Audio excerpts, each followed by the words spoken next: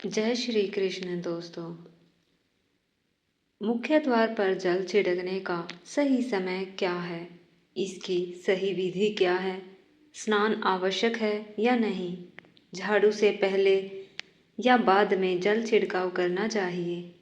मंदिर में रखे जल का उपयोग कैसे करें? और फ्लैट या एक कमरे में घर के मुख्य द्वार को कैसे पहचानें? इसलिए यह कथा केवल जानकारी नहीं बल्कि आपके जीवन की कई समस्याओं का समाधान भी है। इसे ध्यान से पढ़िए और समझिए।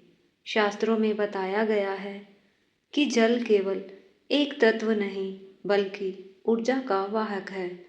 जब आप रात को सोने से पहले एक पात्र में शुद्ध जल भरकर उसे अपनी रसोई में रखते हैं, चाहे वह तांबे का हो, पीतल, स्टील या चांदी का, तो वह जल पूरी रात घर की ऊर्जा को आत्मसात करता है। यदि उसमें थोड़ा सा गंगा जल मिला दिया जाए तो वह और भी अधिक शक्तिशाली हो जाता है। लेकिन गंगा जल न हो तो केवल शुद्ध जल पर्याप्त है। यह जल किसी साधारण सफाई के लिए नहीं बल्कि एक आध्यात्मिक उपाय के रूप में प्रयोग किया जाता है। प्रातःकाल जब आप नींद से जागते हैं तो सबसे पहले अपने दोनों हथेलियों को देखकर माँ लक्ष्मी और पंच देवताओं का स्मरण किया जाता है। इसके बाद धरती को प्रणाम कर दाहिना पैर भूमि पर रखकर दिन की शुरुआत होती है।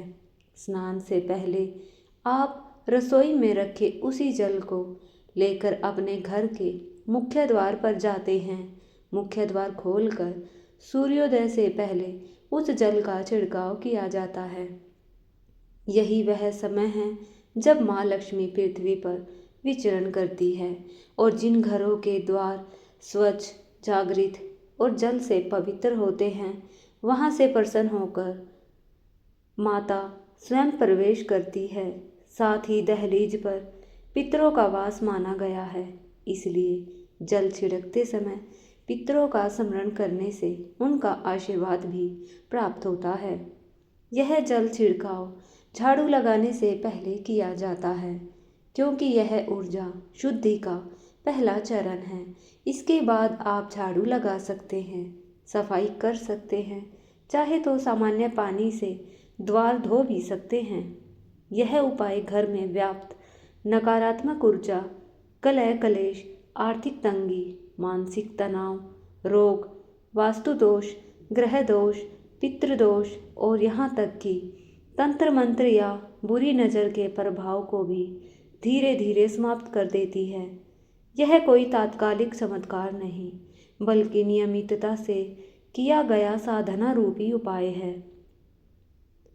बहुत से भक्तों के मन में यह शंका रहती है कि क्या पीरियड्स में मुख्य द्वार पर जल छिड़क सकते हैं? शास्त्रों के अनुसार जल छिड़काव कोई कर्मकांड पूजा नहीं है, इसलिए इसे कभी भी किया जा सकता है, चाहे पीरियड्स हो या ना हो। लेकिन दीपदान एक कर्मकांडनीय पूजा है, इसलिए उसे शुद्ध अवस्था में ही करना उचित माना गया है। इस भेद को समझना बहुत आवश्यक है। अब बात करते हैं उन लोगों की जो फ्लैट में रहते हैं, किराए के मकान में हैं या केवल एक कमरे में रहते हैं। ऐसे में जहां आपके कमरे या फ्लैट का दरवाज़ा है, जहां आपकी नेम प्लेट लगी हुई है, वही आपका मुख्य द्वार है। उसी स्थान पर जल छिड़काव और दीपदान किया जाता है। उपाय स्थान से नहीं, भावना और नियम से फल देता है। मंदिर में प्रतिदिन रखा जाने वाला जल भी अत्यंत महत्वपूर्ण होता है। पूजा, मंत्र, जाप और प्रार्थना के दौरान वह जल सकारात्मक ऊर्जा से भर जाता है। उस दिन उस जल का छिड़काव पूरे घर में किया जाता है, जिससे घर का शुद्धिकरण होता है। रोगी को वह जल पिलाने से दवाइयों का प्रभाव बढ़ता है। परिवार के सदस्य थोड़ा थोड़ा उसे जल को ग्रहण करें तो आपसी मतभेद और कलह में कमी आती है। यदि आपका व्यापार या दुकान है तो उस जल का छिड़काव वहां करने से काम में आई बाधाएं दूर होती हैं और उन्नति के मार्ग खुलते हैं। यदि घर में सात्विक भोजन बनता है तो इस जल का उपयोग भोजन बनाने में भी किया जाता है, अन्यथा इसे पीने, छिड़काव करने या पौधों में डालने में प्रयोग करें। यह जल कभी व्यर्थ नहीं होता, क्योंकि यह देवताओं की उपस्थिति में रहा होता है और उनका आशीर्वाद समाहित किए हुए होता है। यदि जल खुला रखने से उसमें कुछ गिरने की आशंका है तो उसे ढक कर रखना बिल्कुल उचित है। अंत में यही कहा जाएगा कि चाहे रसोई में रखा जल हो या मंदिर में रखा जल, यदि उसका प्रयोग नियम, श्रद्धा और निरंतरता से किया जाए तो यह एक साधारण उपाय नहीं रहता, बल्कि आपके जीवन में स्थायी परिवर्तन लाने वाला साधक बन जाता है। प्रतिदिन थोड़े से समय और विश्वास के साथ किया गया यह कार्य आपके घर को सुख, शांति, समृद्धि और सकारात्मक ऊर्जा से भर देता है। तो भक्तों, यह थी आज की अत्यंत महत्वपूर्ण और जीवन को दिशा देने वाली जानकारी। याद रखिए, जल केवल पानी नहीं होता, वह ऊर्जा होता है, आशीर्वाद होता है और देव कृपा का माध्यम होता है। यदि आप श्रद्धा और नियम के साथ मुख्य द्वार पर जल छिड़काव और मंदिर के जल का सही प्रयोग करेंगे तो धीरे धीरे आपके जीवन से दुख, दरिद्रता, कलह, कलेश और नकारात्मक स्वतः दूर होने लगेगी और आपके घर में सुख, शांति, स्वास्थ्य और समृद्धि का वास होगा।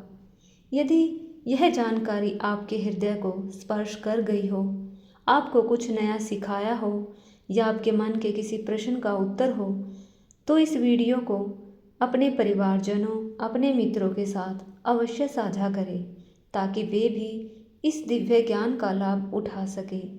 कमेंट में जय माँ लक्ष्मी अवश्य लिखें और अपनी श्रद्धा प्रकट करें। जानकारी अच्छी लगी हो तो लाइक करें। ऐसी ही आध्यात्मिक, रहस्यमयी और जीवन बदलने वाले उपायों के लिए हमारे चैनल को सब्सक्राइब करें, बेल आइकन दबाएं ताकि कोई भी दिव्य जानकारी आपसे छूट न जाए। माँ लक्ष्मी की कृपा आप सभी पर सदैव बनी रहे। आपका घर धन धान्य, सुख, शांति और सकारात्मक ऊर्जा से परिपूर्ण रहे। जय श्री हरि विष्णु, जय माँ लक्ष्मी, हर हर महादेव।